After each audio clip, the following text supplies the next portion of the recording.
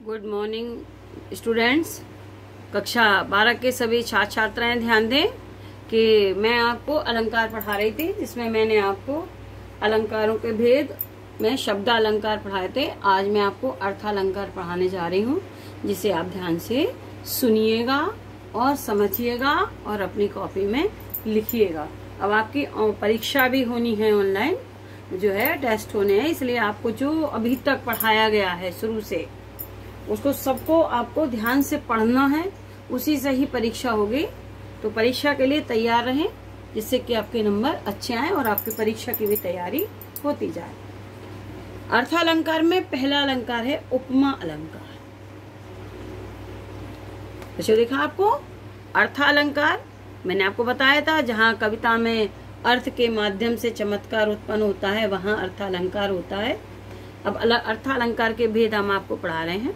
अर्थालंकार के बहुत भेद हैं, लेकिन आपके कोर्स में अर्थालंकार में फर्स्ट ईयर में थे उपमा, रूपक, उत्प्रेक्षा, संदेह, भ्रांतिमान।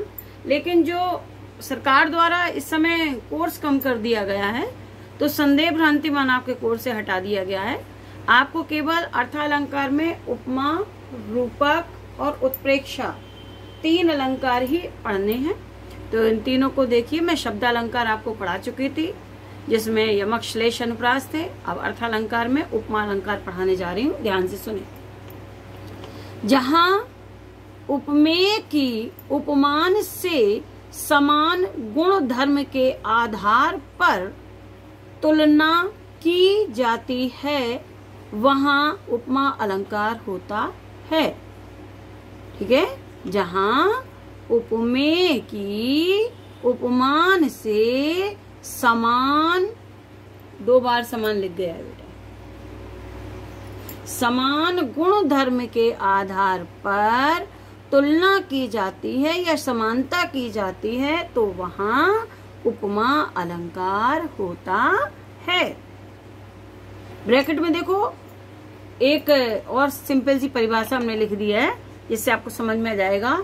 समान गुण धर्म के आधार पर जहां एक वस्तु की समानता या तुलना किसी दूसरी वस्तु से की जाती है, वहां उपमा अलंकार माना जाता है। आगे समझ में। अब उपमा के बेटा 4 अंग होते हैं: उपमेय, उपमान, साधारण धर्म और वाचक।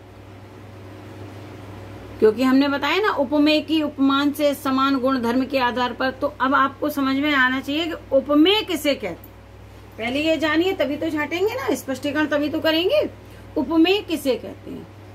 वह वर्ण विषय जिसके लिए उपमा की योजना की जाती है, उपमेय कहलाता है। अर्थात जिसके विषय में वर्णन किया जाता है, जिसके विषय में वर्णन किया जाता है, वह उपमेय कहलाता है।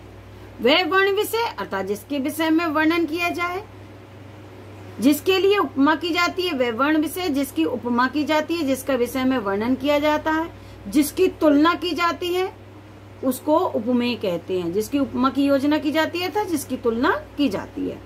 अब आया उपमान। उपमान किसे कहते हैं?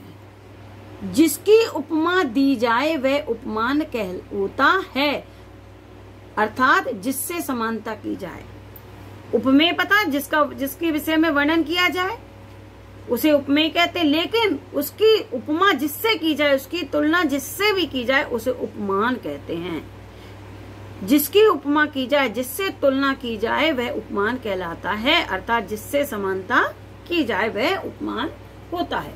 अब साधारण धर्म, ये आपको स्पष्टीकरण में लिखना नहीं है, लेकिन समझना है। अब आगे समझ में। उपमान, जिसकी उपमा की जाए वह उपमान होता है, अर्थात जिससे समानता की जाए, जिससे किसी वस्तु की तुलना की जाए, वह उपमान कहलाता है। अब आया साधारण धर्म। कि साधारण धर्म किसे कहते हैं? जिस रूप, भाव, गुण, क्रिया आदि के कारण समानता की जाती है, साधारण धर्म कहलाता है।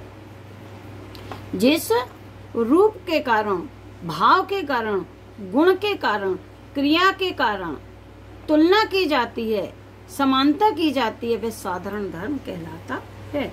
ऐसा नहीं। अब बच्चों देखें वाचक किसे कहते हैं, ठीक है।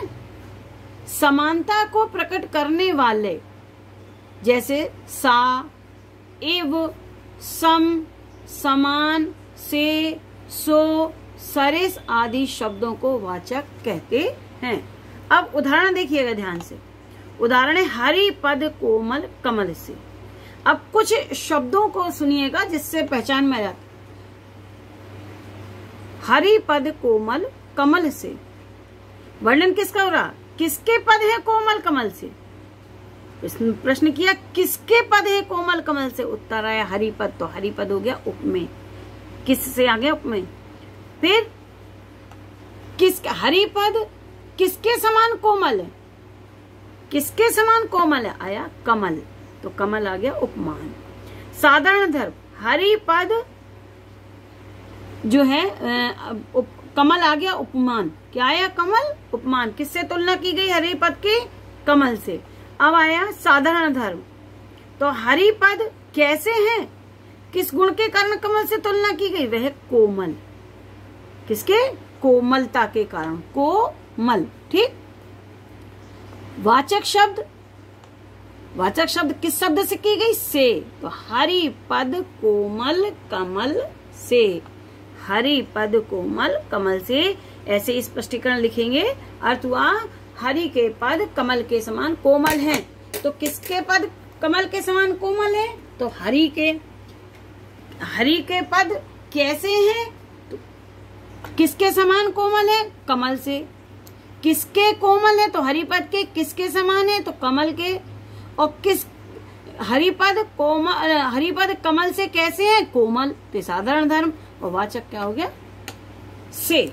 अब कुछ हम आपको और भी उदाहरण दे रहे हैं जिसका स्पष्टीकरण आप करेंगे। एक तो हमने कर दिया लेकिन बाकी हम समझा दे रहे हैं। दूसरा है पीपर पात सरिस मन डोला। पीपल के पत्ते के समान मन डोला। कौन डोला?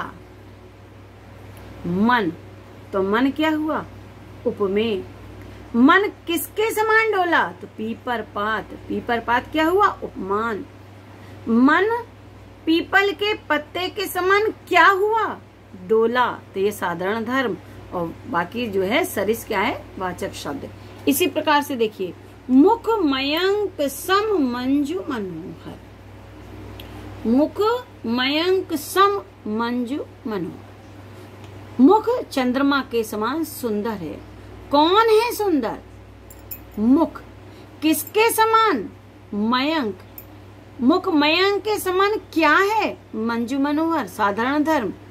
उपमेय, उपमान, साधारण धर्म और सम क्या बचा? वाचक। अब चौथा देखिए लघु तरणी हंसनी सी सुंदर। सी लगा हुआ है, उपमा अलंकार है।